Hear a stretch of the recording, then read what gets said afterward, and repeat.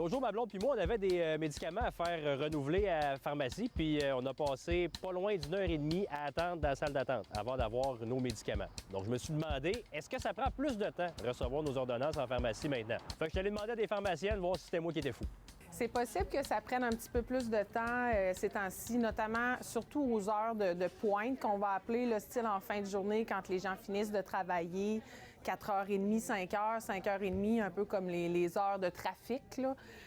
C'est possible que ça soit plus long, notamment pour des renouvellements réguliers. Souvent, ce qu'on va demander à nos patients, c'est de nous donner un petit coup de main, c'est-à-dire de nous aider à les aider, c'est-à-dire d'appeler à la pharmacie à l'avance, faire préparer leurs médicaments, utiliser les renouvellements en ligne ou les services de renouvellement automatisés, ce qui va permettre de moins attendre sur place pour des médicaments réguliers, puis ce qui va nous permettre, comme pharmaciens, de pouvoir mieux répondre un petit peu aux urgences qui se présentent de plus en plus fréquemment à nous.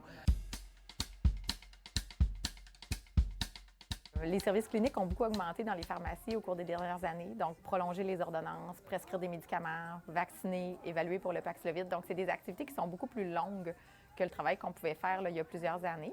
Donc, ça nécessite plus de temps. C'est pas facile de trouver de la main-d'œuvre. Je pense que la pharmacie échappe pas là, à ce problème-là. Il y a diverses solutions là, qui sont en analyse, comme augmenter les admissions dans les facultés de pharmacie ou dans les programmes techniques là, pour les techniciens de laboratoire. Mais le délai d'attente, ça repose vraiment pas juste là-dessus. Là. C'est vraiment sur la complexité du travail du pharmacien qui s'est amplifié. Très honnêtement, il faut faire comprendre à la population que la pharmacie rapide, c'est terminé. On ne peut plus s'attendre à avoir des choses instantanément sur le coin du comptoir. Oui, j'ai juste une petite question.